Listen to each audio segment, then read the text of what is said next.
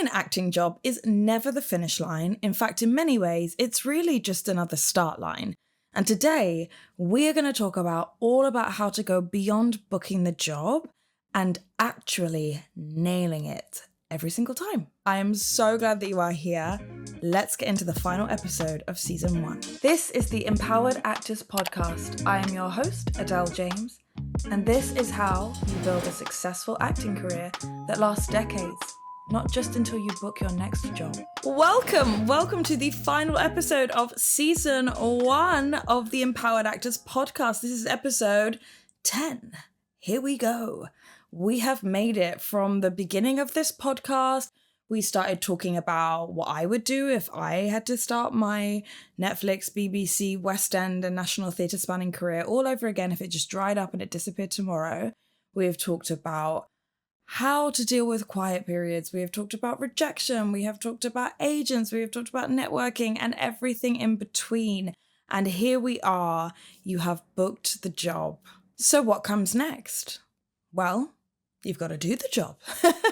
And it's funny because many years ago, when I was much earlier on in my own career, there was a podcast that I used to listen to very religiously. And in that podcast, the host would ask the guests, they were all actors, he would ask them whether or not they believed it was true that an actor is only ever happy in the first 5 minutes after they've booked a job, because then the fear drops in, the dread, the can I really do this? Did they pick the right person for the job? All of that starts to kick in and they go right back to being an anxious puddle afterwards. And I used to love hearing how actors answered this question about whether or not they thought that was true, because most people said yes. Most people were like, yeah, no, that's exactly how I feel. And for a long time, I think that was how I felt too. And it wasn't really for any reason other than one of these 3 things was always going on.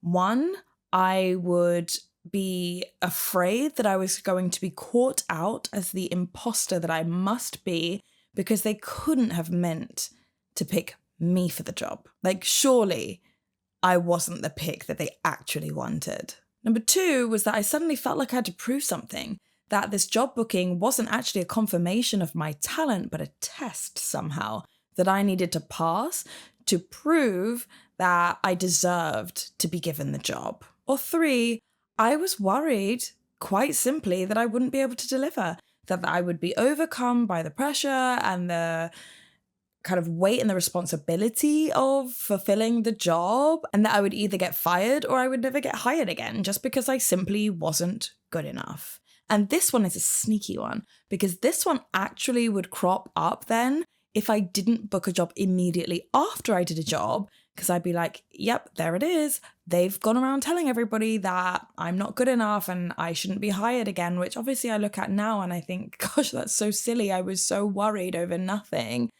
But in the moment, you know, our fears, our limiting ideas, our limiting beliefs about ourselves, they feel really real. I mean, of course they do. If it was easy to spot a fear every single time, they wouldn't have any power over us. The reason why they are so convincing, the reason why they are so disarming, the reason why they work that well is because they serve an existential function, right? They are trying to protect us from what it perceives, our brain, as mortal threats to our existence, to our humanity, right?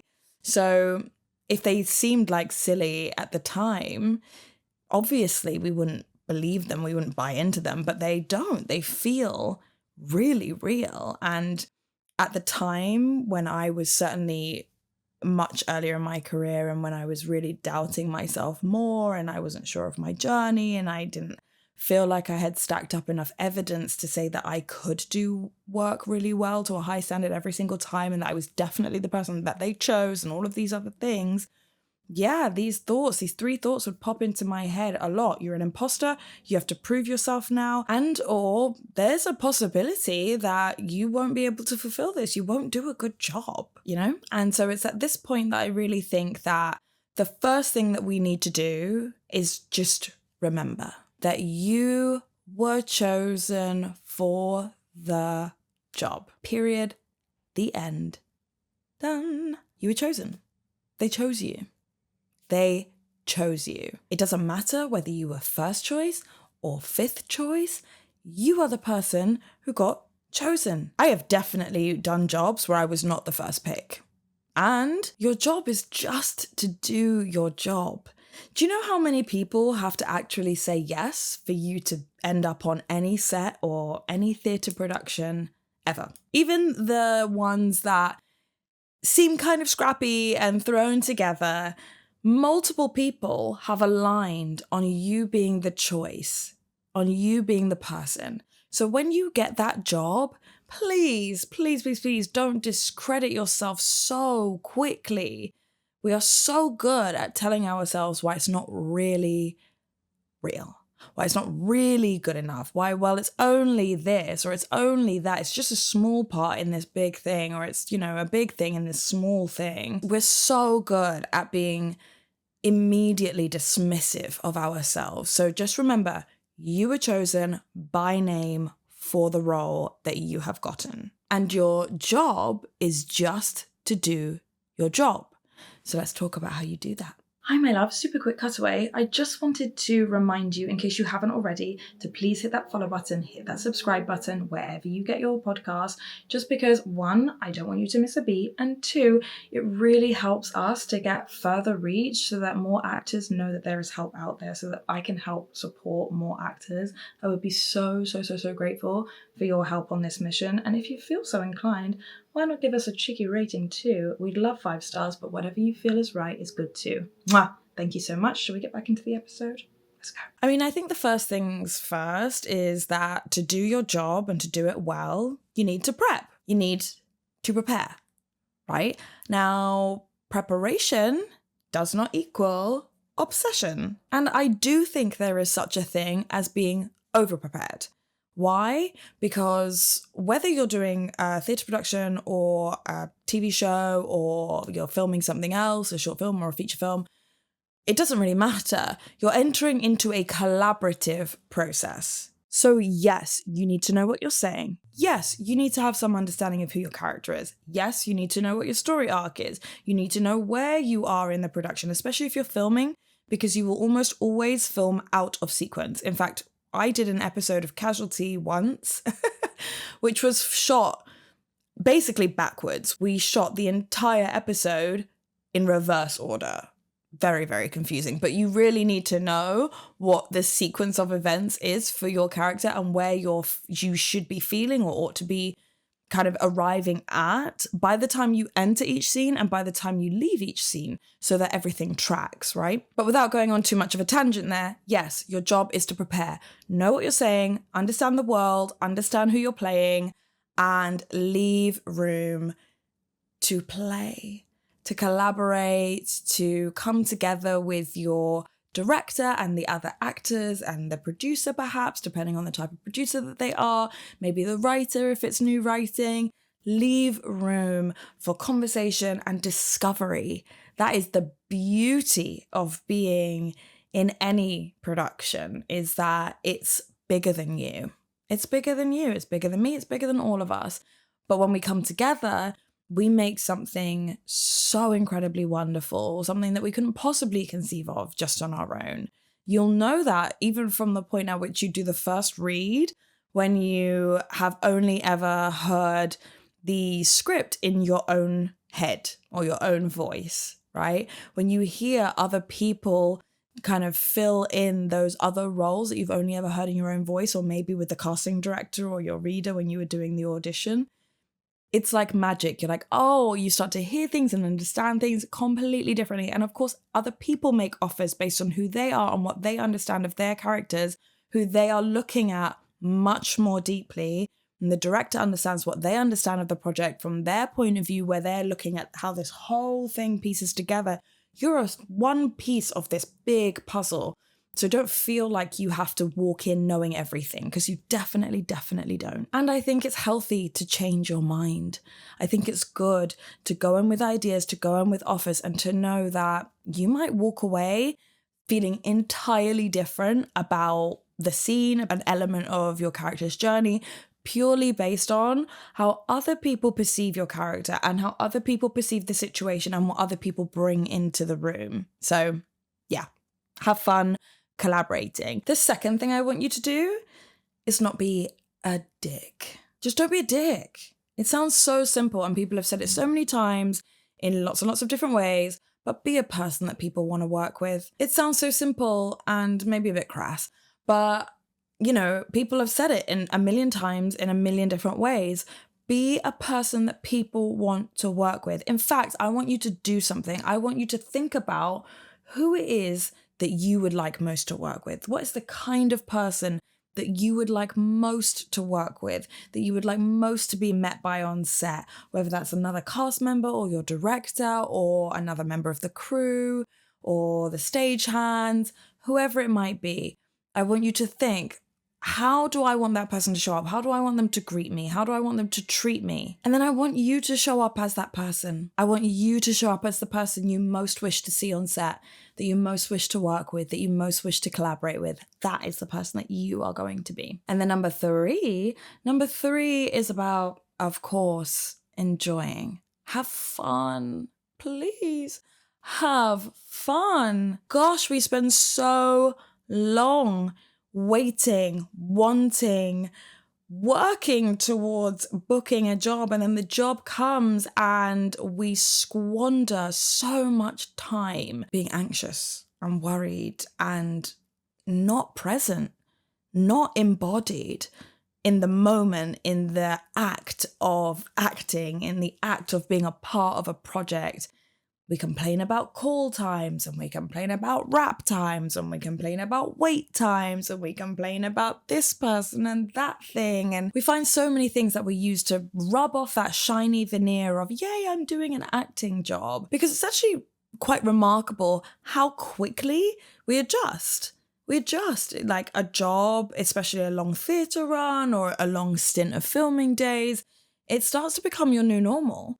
We adapt. One thing we're really, really good at as human beings is adapting, and we adapt to new environments, usually very, very fast, to a new way of working because it's all in, you know, it's all in, it's all in, it's all in. It's why I think when you come out the other side of a job, it feels like such a huge decompression because you've been working with this container for an intense burst of time and in a really intense way. And then all of a sudden you're just back to like quote unquote normal life, right? And it's bizarre. But if I could encourage you to do anything when you book that next job, or if you're on a job right now, it is to look for the little moments of joy and the big moments of joy, of course.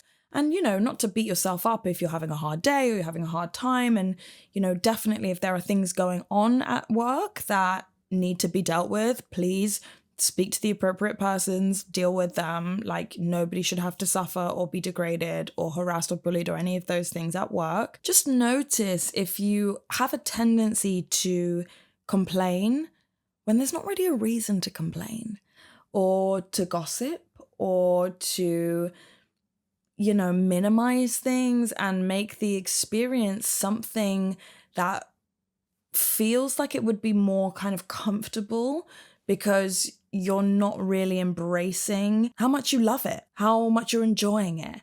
Maybe because you're scared of losing it, or because you don't, again, you feel like an imposter, or like you have to prove something, or whatever it might be. Just observe yourself. Just observe yourself. You know, listen, I'm British. I grew up in London. I understand the tendency to complain. I really do. I understand it. It's almost like a default setting, and it doesn't have to be. That's an identity that you don't have to claim. You can be the grateful, happy-go-lucky, I'm so glad to be here, every day is the best day person. And you know, the last thing I'll say on the have fun piece is that I really think a big part of the joy of booking a job is getting to celebrate. And I think you can celebrate every single day of that job, every day leading up to the job, and every day after that job until you book your next job. I think there is no limit to the amount that you are allowed to celebrate yourself for booking that job, your peers for the job that you all did together on that job. I think there is no limit to how much joy you get to feel and express around any of your job bookings. I just think we work so hard for it, and I think we do often wait, fairly long stretches of time sometimes. And I think even when it's not true that we have worked super duper hard and really pushed ourselves and or waited a really long time, I think we get to celebrate. I think life is meant to be enjoyed and celebrated regardless. And I think you having the opportunity to do what you were called to do and what you love doing more than anything is absolutely a reason for celebration. And so please celebrate to your heart's content. You have more than earned it. And so your action plan for this week is, I kind of gave it to you already in part, to visualize yourself as the person you most want to be on your next job. And if you're already on a job, you can visualize yourself going into work tomorrow or next week or whenever your next kind of day on set or on stage or in the rehearsal room is. And if you're not on a job and you've got one coming up, you can visualize maybe your first day, laughing, talking to everybody, learning everybody's names, very important. You can visualize yourself having a really good day, maybe getting some good feedback from the work that you do, the way you read the script, whatever it might be. And just basically coming home and kicking your feet up and just being so proud and happy of yourself. And if you don't have a job coming up and you're not currently on a job, you can still do this exercise. Place yourself in the mind of the version of you who does have a job coming up, who does have that next big thing on the horizon. How would you want to show up knowing that that was the case? And how would you show up today knowing that that was the case as well? So you get a double one. You get a double whammy. And of course, when that job does come, not if, when that job does come, please, please, please, please remember the 3 rules. Prepare, but don't obsess.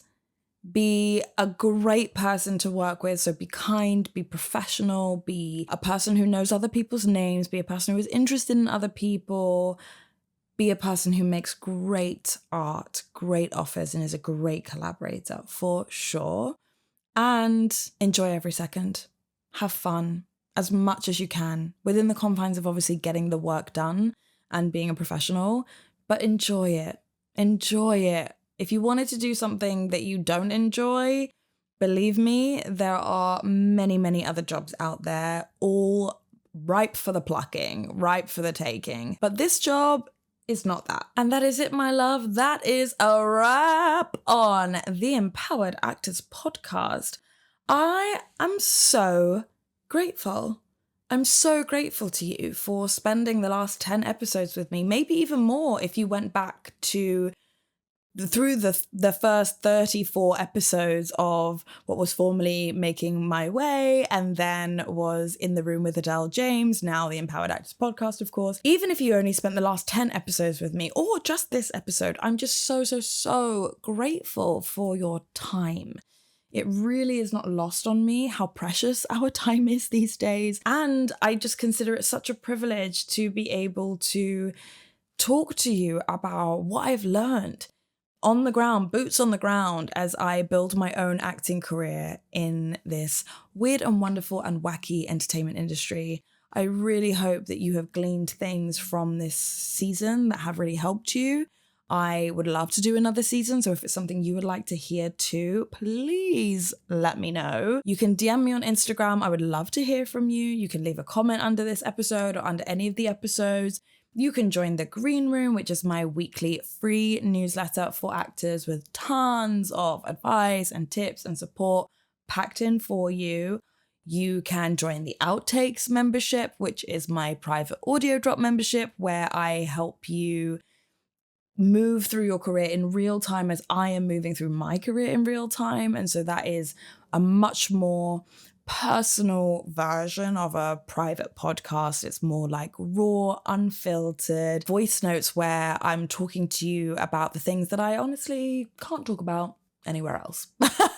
And if you want even more than just another season of this podcast or the outtakes or the free newsletter or the Instagram content or whatever it might be, if you want to go even deeper, you want personalized support on your strategy, you want me in your corner as a coach, then have a look at our website, www.empowered-actors.com, where you will be able to see any and all our live coaching offers, leading lady material or anything else that's going on.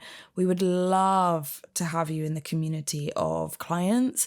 It is a private community. It exists away from Instagram and Facebook and all the social medias and all the mailing lists of the world. It is a place where we really get to work. And it is the greatest joy of my life, to be honest, to be able to help you, to be able to help any actor move forward in their career, as I have learned is so much more possible to do than we often credit ourselves with the power to be able to make happen. You have been incredible. You have shown up, and I love that for you.